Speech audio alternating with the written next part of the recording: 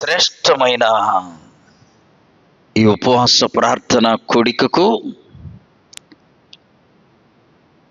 దేవుడు మనకిచ్చిన వాక్య భాగం చదువుకుందాం. చూడండి, లూకా సువార్త 2వ అధ్యాయము 8-9 వచనాలు. ఆ దేశములో కొందరు గొర్రెల కాపరులు పొలములో ఉండి రాత్రి వేళ తమ మందను కాచుకొని చూడగా ప్రభువు దూత వారి యొద్దకు వచ్చి నిలిచెను. ప్రభువు మహిమ వారి చుట్టూ ప్రకాశించినందున వారు మిక్కిలి భయపడి, ఈ గొర్రెల కాపరులు క్రిస్మస్ ఆనందాన్ని పొందుకున్నారు. ఆమేన్. ఎవరంట? వాళ్ళని అసలు మనం లెక్కలు వేసుకో కదా. గొర్రెలు కాసేవాళ్ళే, వీడొక గొర్రెలు కాసుకుంటాడు అంటాం. సహజంగా మనం కాస్త తెలివి తక్కువ వాళ్ళం గొర్రెలతో పోలుస్తాం. వీళ్ళు కూడా రాత్రి వేళ తమ మందను కాచుకుంటున్నారు. బైబిల్ పండితుల యొక్క అభిప్రాయం ఏంటంటే, రూతు బోయజు పొలములో పరిగెరుకుంది. రూతు బోయజు పొలములో పరిగా ఏరుకుంది. ఆ పొలమట పరిశుద్ధమైన బలివ్వడానికి గొర్రెలను పెంచే పొలమంట. పాత నిబంధన కాలంలో ఎవరైనా పాపం చేస్తే ఒక గొర్రె పిల్లను తీసుకొచ్చి దేవుని సన్నిధికి వచ్చి దాన్ని ఏం చేసేవాడు? బలిచ్చేవాడు. దాని రక్తం అక్కడ ప్రోక్షించి బలిపీఠం మీద దాన్ని కాల్చేవారు. అక్కడికి వాడి పాపము పోయినట్టు. మేము చిన్నపిల్లలప్పుడు కూడా ఆ చెట్లల్లో ఉన్నారు కదా, ఆ వాగులో పోలేరమ్మ అని గుడి ఉంది, మీకు తెలుసా లేదా? ఆ గుడి దగ్గరికి సంవత్సరానికి ఒకసారి ఒక దున్నపోతుని తీసుకొచ్చి బాగా దానికి స్నానం చేయించి కడిగి పూజించి తీసుకొచ్చి ఆ గుడి ముందు నిలువబెట్టి ఒక కత్తితో నరుకుతారు. దాన్ని అలా నరికేసి బలివ్వడం అంటారు. ఏంటిది? బలి. ఆ పాత నిబంధన కాలమంతా బలి జరుగుతూ వచ్చింది. రాను రాను మనిషి పాపాలు ఎక్కువయ్యాయి, పొట్టేళ్ళు దొరకటంలా తుదకు దేవుడు చెప్పాడు, పావురత్ పిల్లనైనా తెచ్చి బలి ఇవ్వమన్నాడు. ఇవి కూడా దొరకట్లా, ఎక్కువైపోయాయి మానవుడి పాపాలు. ఏముంది? ఒక పాపం చేయడం, ఒక పావురత్ పిల్లని తీసుకొచ్చి బలి ఇవ్వడం, అక్కడికి పోతుంది. ఆ క్రమము రాను రాను రాను రాను మనం ఇప్పుడు హాస్యం చర్చిలో, పూర్వము ఫాదర్ వచ్చి ఆ చర్చి ముందు కూర్చుంటే అందరు వెళ్ళి చెవులు చెబుతారు ఆయనకు, అయ్యా పోయిన వారమంతా పలాని పాపం చేశాను, నీ పాపాలు ఇంకా క్షమించబడ్డా, ఇంక చేయబాకు, వెళ్ళు అంటాడు. అక్కడికి ఆ పాపాలు పోయినట్టు. ఇవి ఏమాత్రము నమ్మదగినవి కాదు. అందుకని దేవుడు ఏం చేశాడంటే సర్వలోకాన్ని అలా చూశాడు. ఎందుకు చూడగలిగాడో చెప్పండి? ఆయనకు ఆకాశమేమో పాదపీఠం, కాలు పెట్టుకుంటే ఆకాశం మొత్తం ఆయన పాదపీఠం.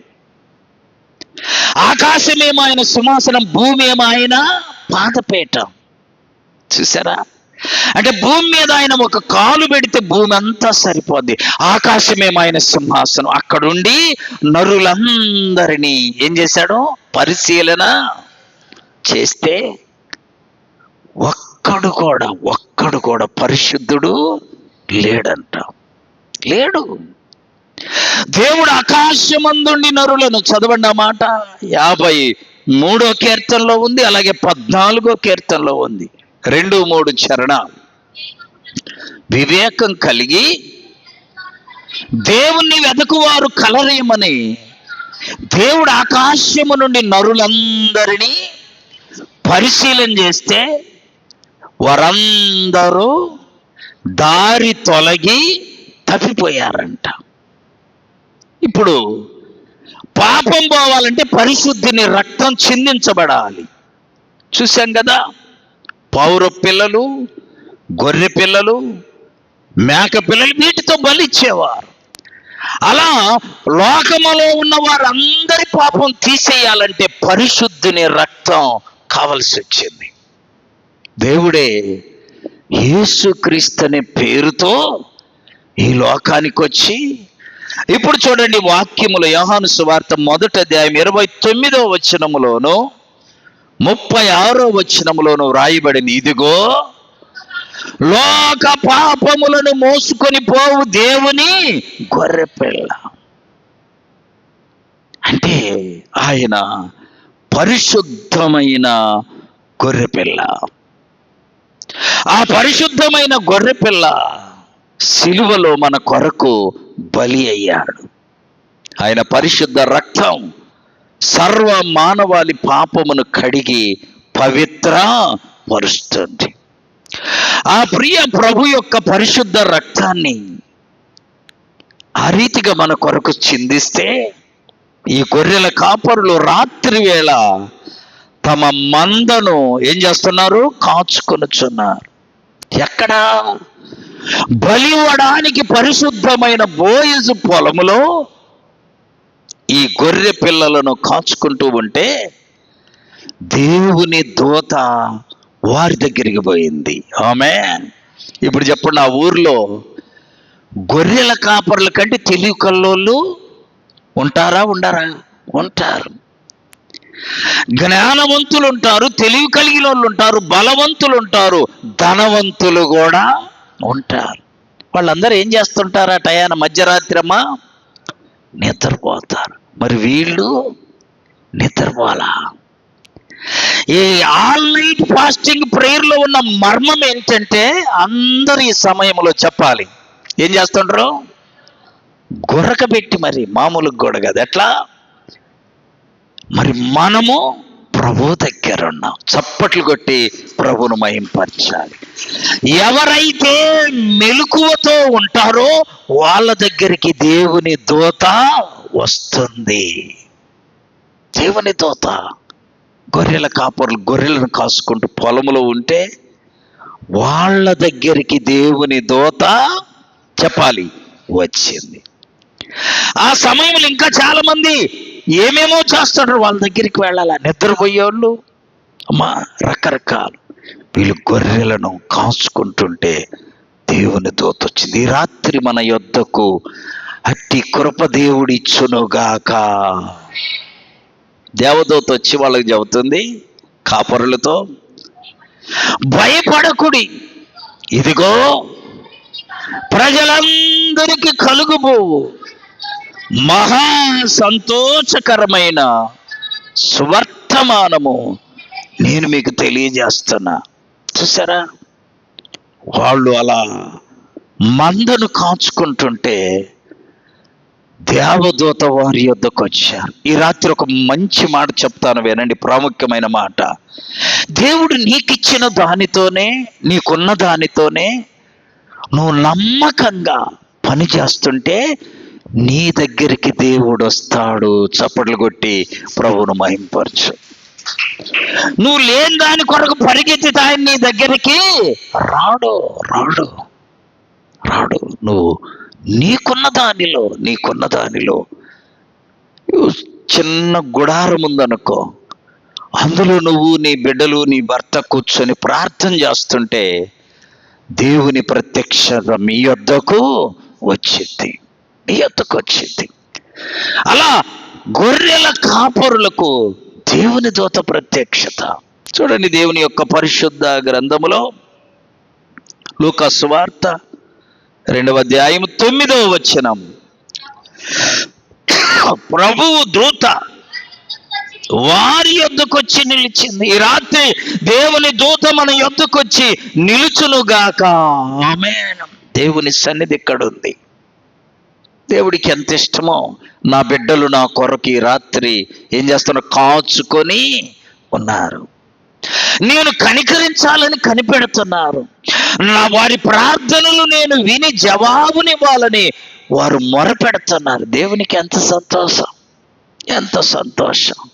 ప్రియులరా, దేవదూత గొర్రెల కాపురుల యొద్దకు వెళ్ళినట్లు ఆ రాత్రి, ఏ రాత్రి అయిన ప్రభు కొరకు నువ్వు వేచి ఉంటే, కాచుకొని ఉంటే, దేవుడు వచ్చి నీ ప్రక్కలో నిలుచునుగాక. దీనికి ఏదో జ్ఞానం అవసరంలా, దీని కొరకేదో పెద్ద పాండిత్యం అవసరంలా. దేవుడు నీకు ఇచ్చిన దానితో, వాళ్ళ గొర్రెలు పొలము, రెండోది తెలియనే తెలియదు. దేవదూత వచ్చి వారితో మాట్లాడుతుంది. యెషయా గ్రంథం 6వ అధ్యాయం 3వ వచనం. వారు సైన్యములకు అధిపతియగు యెహోవా పరిశుద్ధుడు, పరిశుద్ధుడు, పరిశుద్ధుడని సర్వలోకమైన మహిమతో నిండి ఉంది. ఇప్పుడు చెప్పండి, లోకములు ఏముందండి? ఆయన మహిమ ఉంది. ఇప్పుడు చదువుకున్నాం, సర్వలోకమైన మహిమతో నిండి ఉంది. ఎక్కడుంది మహిమ? నువ్వెక్కడ ఆయన్ని ఆరాధిస్తే చెప్పాలి, అక్కడే ఉంది. నువ్వు ఎక్కడుండి ఆ ప్రభువును వేడుకుంటావు, అక్కడే ఆయన మహిమను చూస్తావు, మహిమను చూస్తావు. చూడండి, లాజరు సమాధి చుట్టూ జనాలు, చుట్టూ జనాలు ఉన్నారు. యేసు ప్రభు వచ్చాడు సమాధి దగ్గరికి. అప్పటికే లాజరును సమాధి చేసి 4 రోజులు అయిపోయింది. చుట్టూ జనాలు ఉన్నారు. యేసు ప్రభు అక్కడికి వచ్చాడు. దాన్ని ఏమంటాం మనమమ్మ? సమాధుల దొడ్డి, లేక సమాధుల తోట. అక్కడ చుట్టూ జనాలు చూస్తుంటే, మరియ మార్తలు ఏడుస్తుంటే, యేసు ప్రభు వాళ్ళతో ఒక మాట అంటున్నాడు. ఏమని తెలుసా? చదవండి, యోహాను సువార్త 11వ అధ్యాయం 40వ వచనం. యోహాను సువార్త 11:40. నీవు నమ్మిన ఎడల దేవుని మహిమను, చెప్పండి నోటితో, దేవుని మహిమను చూస్తావు. ఎక్కడ ఉన్నారు వాళ్ళు? సమాధుల, అది సమాధుల తోట, నడి సముద్రమా, ఎర్ర సముద్రమా, అది నీకు అవసరంలా. నువ్వెక్కడ ఆయనను ఆరాధిస్తావో అక్కడే దేవుని మహిమను చూస్తావు. ఆమేన్, ఆమేన్. మార్తా, మరియా, మీరు నమ్మితే దేవుని మహిమను చూస్తాం. ప్రభు చెప్పాడు. వీళ్ళు అనుకుంటున్నారు రెండో రాకడలో మహిమను చూస్తామేమో. కాదు, ఆయన ఎక్కడుంటే అక్కడే ఆయన మహిమను చూస్తావు.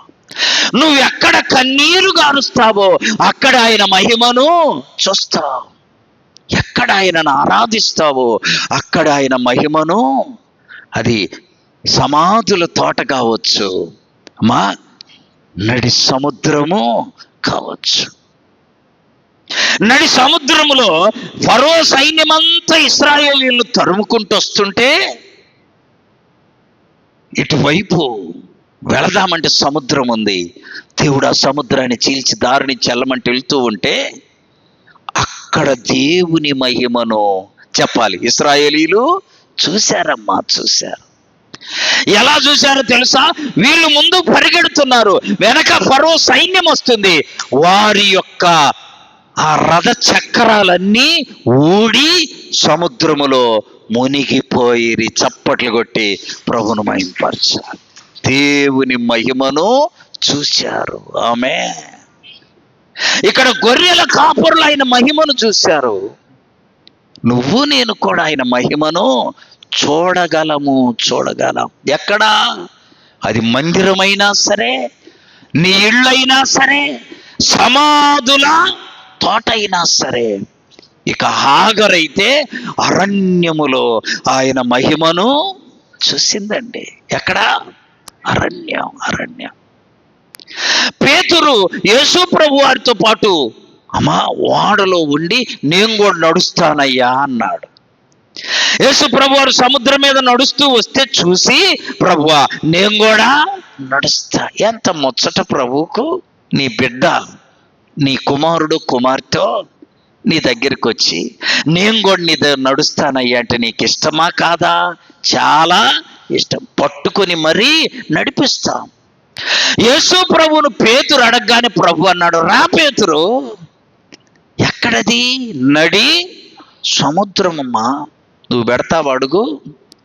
ఒకడు అన్నాడంట, నేనైతే ఎగిరి దూకుతును. ఏడ దూకేది? ఒక కాలు పెట్టి ఇంకొక కాలు జాగ్రత్తగా పట్టుకుంటాం కదా, ఈ కాలు ఏమైద్దో తర్వాత చూద్దామని. రెండు చేతులు వదిలిపెట్టి ప్రభువుకి వెళ్ళే వాళ్ళు తక్కువ. ఆమె పేతురు అలా కాలు పెట్టాడు, మునిగిపోలా. ఇప్పుడు చెప్పాలి, అక్కడ దేవుని మహిమ ఉంది. ఆమె ఎందుకు మునుగుతే? మునగల. రెండో కాలు కూడా పెట్టాడు, మునగల. ఎందుకు? దేవుని మహిమ అక్కడ ఉంది. అయితే మహిమను చూస్తూ ప్రభువును చూస్తూ ఆనందిస్తూ నడవాల్సిన పేతురు గాలిని చూశాడు. దేన్ని చూశాడు? అంతే. చక్కగా ప్రార్థనకు వస్తుంటారు కొంతమంది, ఇంతలో ఏదో ఒక శోధన దానికి వెళ్ళి చూస్తారు. బడిలోనంట సార్ మంచి లెక్క చెబుతున్నాడంట, బోర్డు మీద రాస్తుంటే అందరు రాసుకుంటున్నారు. ఒకడే ఆ గోడలోకి ఇలుకుపోతుంటే దానికెళ్ళి ఈ లెక్క లేదు, సారు లేదు. మొత్తం లెక్క అయిపోయినాకరే అంత అయిపోయిందా అంటే వాడంటే అంతా పోయిందయ్యా, తోకుంది బయట అంటుండు. అంటే వాడు దాని వైపు చూస్తున్నాడు, సారు వైపు చూడాల. లెక్క వైపు చూడాల్సింది ఎక్కడ? బోర్డు మీద సారు చెప్పే లెక్క వైపు.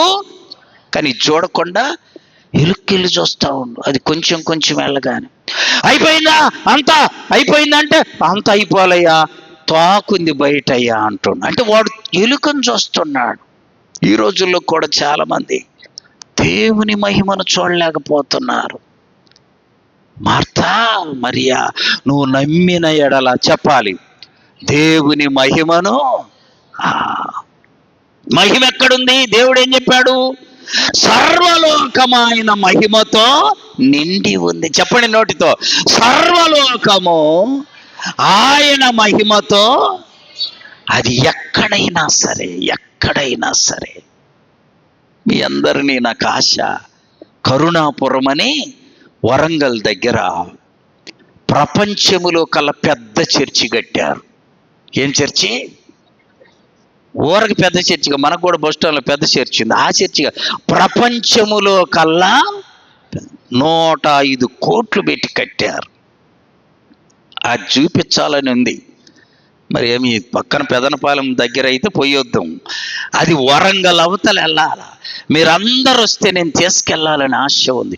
చాలా పెద్ద చర్చి. ఆ మందిరములో నేను అడుగు పెడితే ఆడ మహిమ కనబడింది. చప్పట్లు కొట్టి ప్రభును మహిమపరచండి. పెద్ద చర్చి అండి, చాలా పెద్ద చర్చి.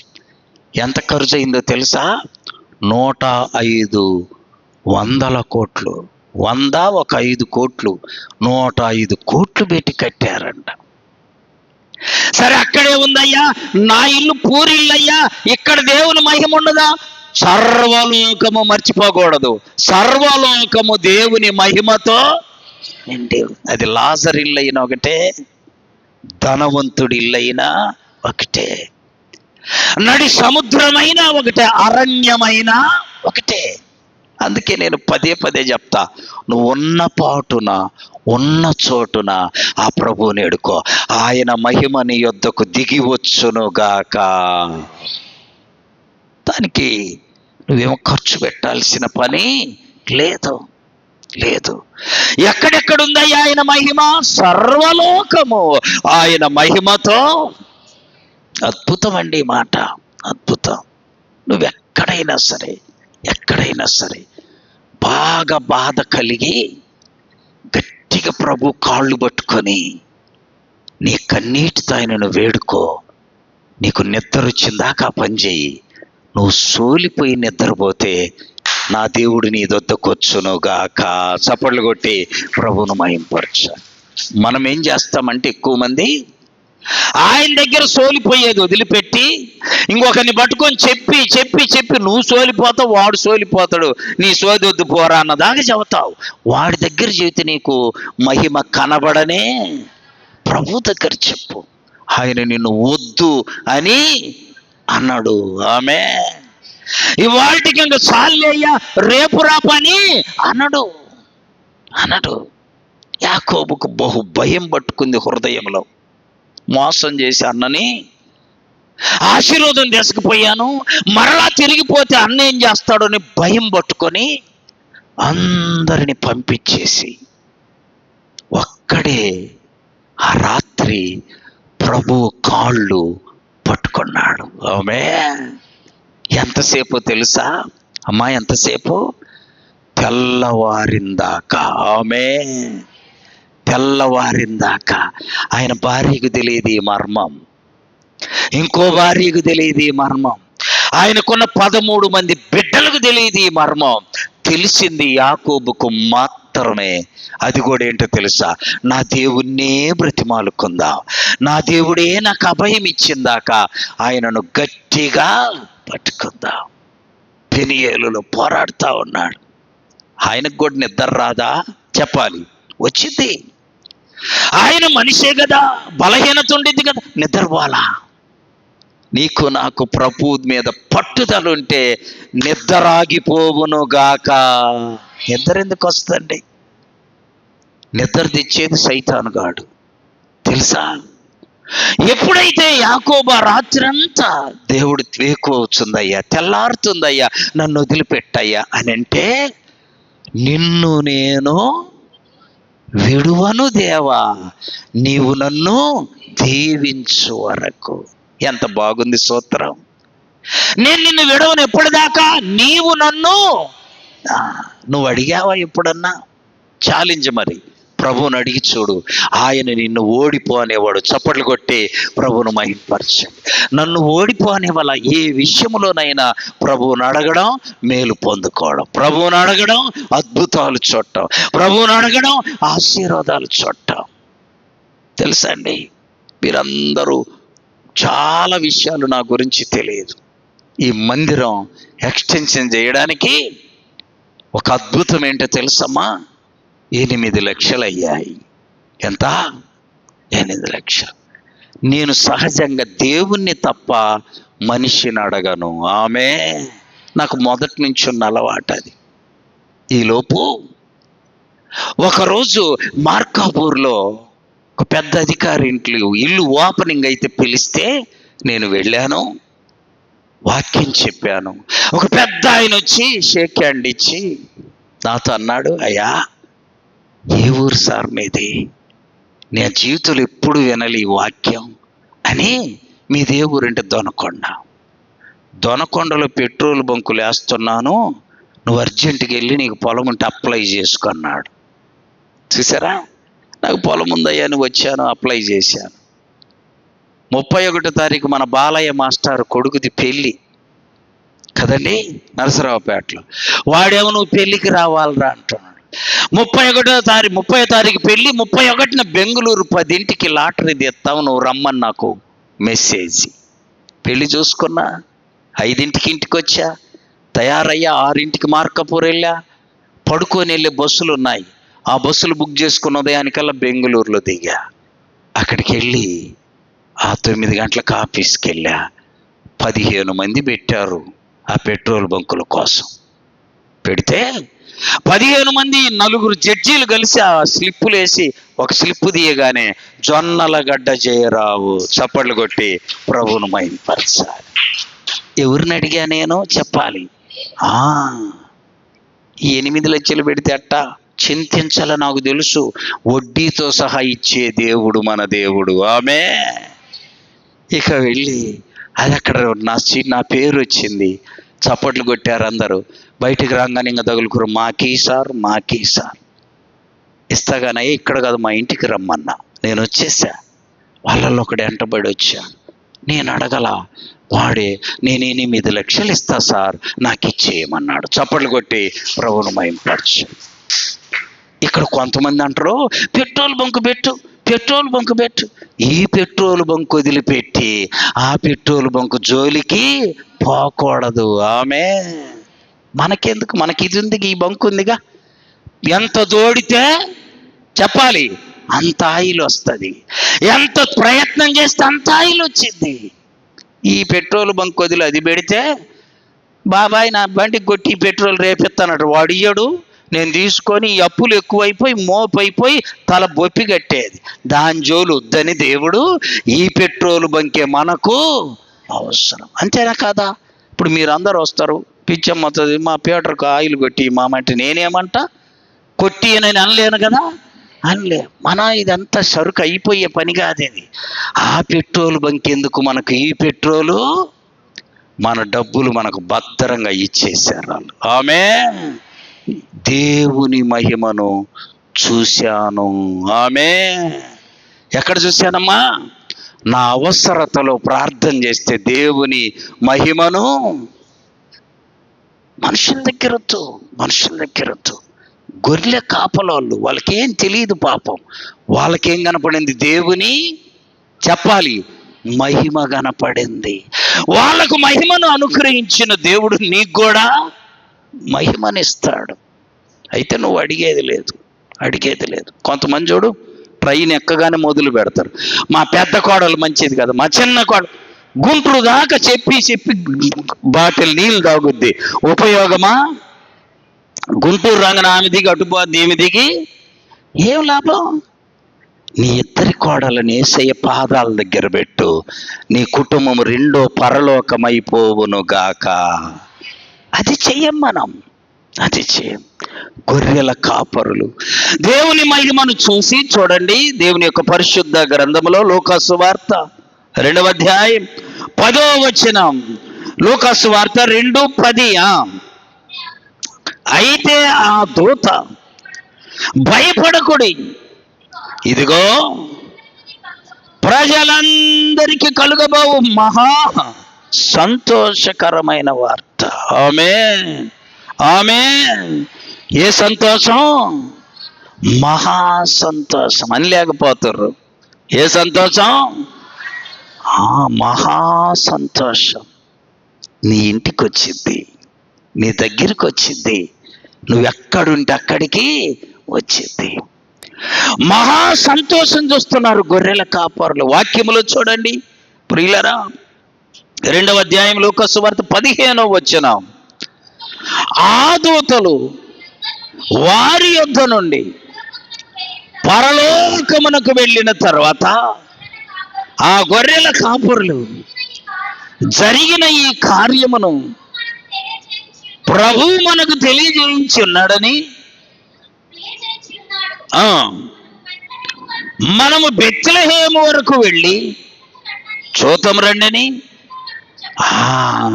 మనం చెప్పుకుంటే ఇట్లాంటివి అయ్యి ఉండాలి. ఒకరితో ఒకరు నేను ప్రార్థన చేస్తే దేవుడు రాత్రి నన్ను దర్శించాడమ్మా, నువ్వు కూడా ప్రార్థన చేయమ్మా, నిన్ను ఇలా చెప్పుకోవాలి.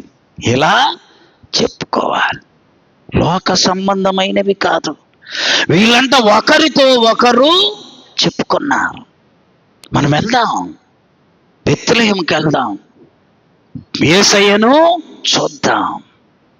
ఒకరితో ఒకరు చెప్పాలి, చెప్పుకుంటా ఉన్నారు. ప్రియులరా, నీవు ఇంకొకరిని ఆత్మీయంగా బలపరచాలి కానీ బలహీనమా పరచకూడదు.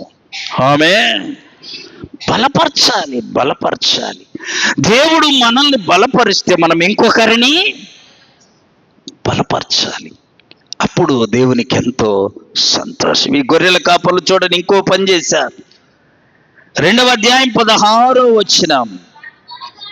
త్వరగా వెళ్ళి మరియను యేసేపును తొట్టిలో పడుకొని ఉన్న శిశువును, ఇప్పుడు మందిరానికి త్వరగా రావాలా? ఎప్పుడు రావాలా? ఎవరు మందిరానికి త్వరగా వస్తారో వాళ్ళు ముందు ప్రభువును కలుసుకొందురుగాక. ఆలస్యంగా వస్తే చాలా తప్పండి. మందిరానికి ఎప్పుడు ఆలస్యంగా రాకూడదు. ఆమేన్. మందిరమేదే. వాళ్ళంట ఏడో అర్ధరాత్రి పొలంలో ఉండి దేవదూతలు చెప్పగానే త్వరగా వచ్చారు. మరి నువ్వు ఇక్కడ ప్రభువును చూడటానికి వచ్చే స్థలం ఇది. ఆమేన్. ఈ స్థలం ఏంది? ప్రభువును కలుసుకోవడానికి, ప్రభువుతో మాట్లాడటానికి, ప్రభువును చూడడానికి, ప్రభు స్వరము అందుకు రావాలి. అందుకు రావాలి. ఏదల్లా పెద్ద చీర కట్టుకొనతో చూద్దాం, అందుకు రామాక. నువ్వు మందిరానికి వచ్చేది ప్రభువును వచ్చేది కూడా ఎలా రావాలి? త్వరగా రావాలి. కొంతమంది ఆలస్యంగా వస్తారు మందిరానికి. అది క్రమము కాదండి. ఒక చిన్న మర్మం చెప్పనా? 8 గంటలకు ట్రైను. ఎన్ని గంటలకు వెళ్తావు? 8:15కి వెళ్తావా? వెళ్తే ట్రైను అందదు. 8ంటికి ట్రైన్ అమ్మా. ఆ ట్రైన్కి వెళ్ళాలంటే నువ్వు ఎన్నింటికి వెళ్తావు? 7:30కు. ఇంకొకడు ముందే పోయి కూర్చుంటాడు, ఇంకోడు కాస్త ముందే పోయి కూర్చుంటాడు. 10 నిమిషాలు 5 నిమిషాలు అయిన ముందు వెళ్తాం. దేనికి? ట్రైన్ ఎక్కడానికి.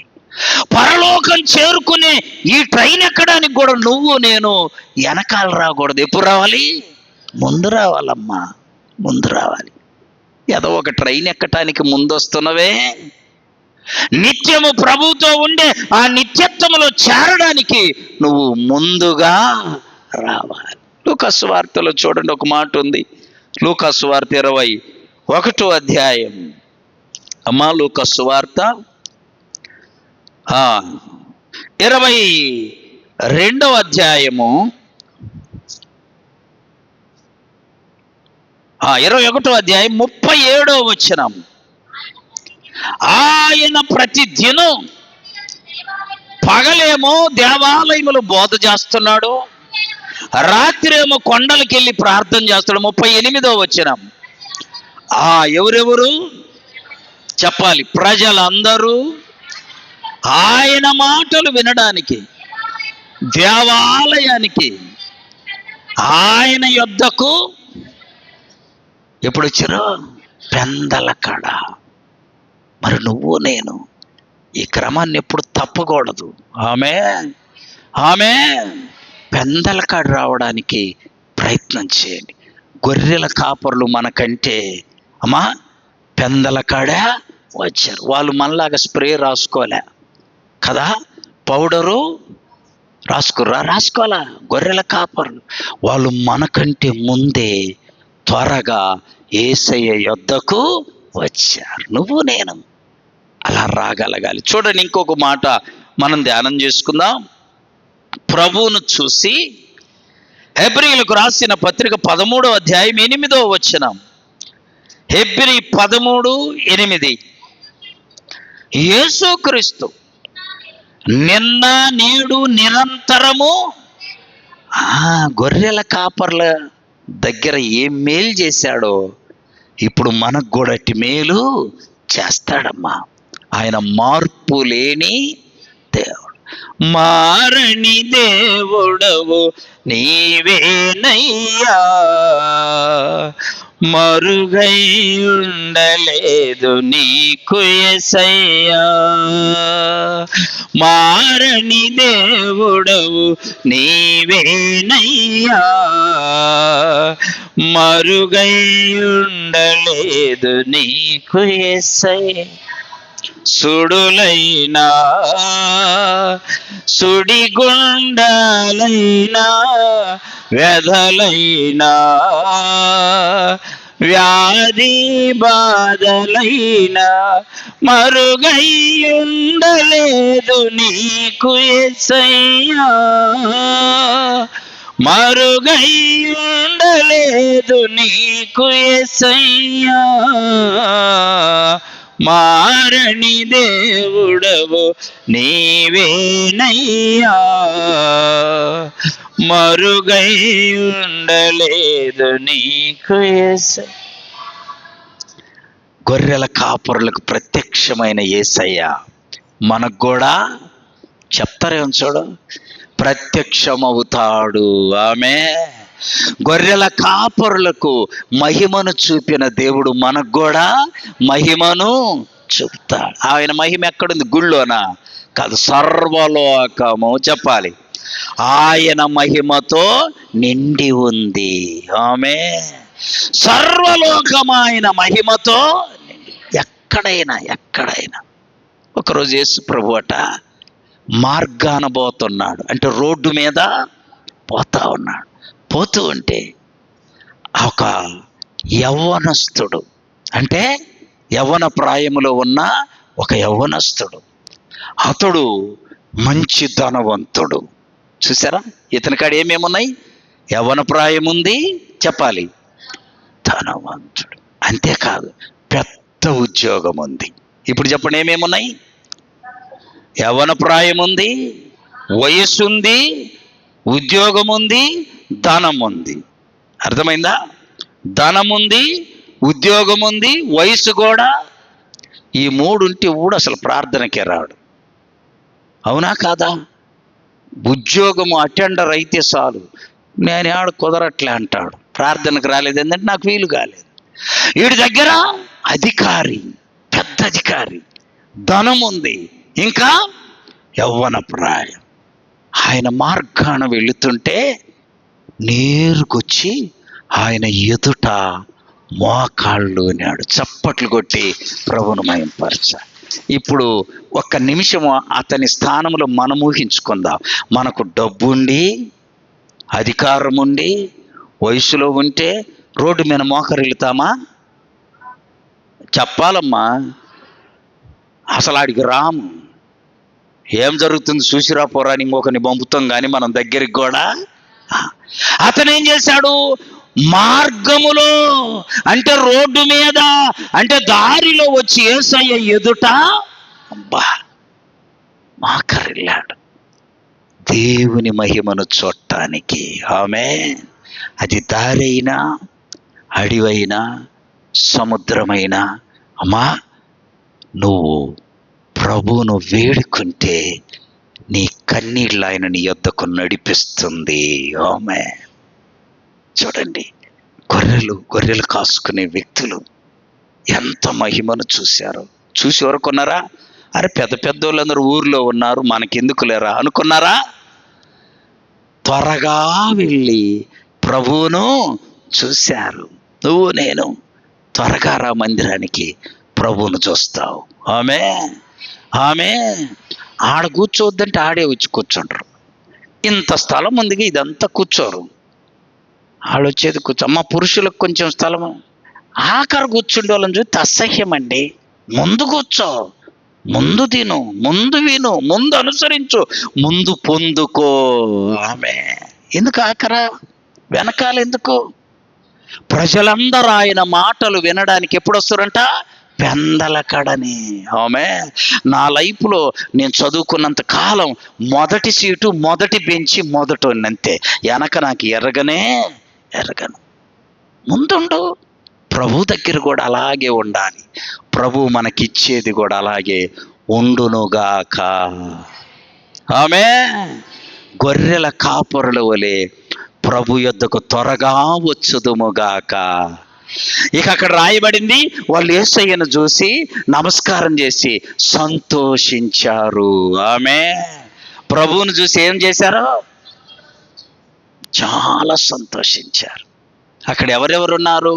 మరియమ్మ, యేసేపు, శిశువైన ప్రభు ఉన్నాడు. వాళ్ళని చూస్తే ఏం సంతోషం అమ్మా? వాళ్ళకది కాదు, దేవుని మహిమను అక్కడ చూశారు. ప్రభు ఎక్కడుంటే అక్కడే దేవుని పెళ్ళికి వచ్చాడు ఆయన. ఎక్కడికి?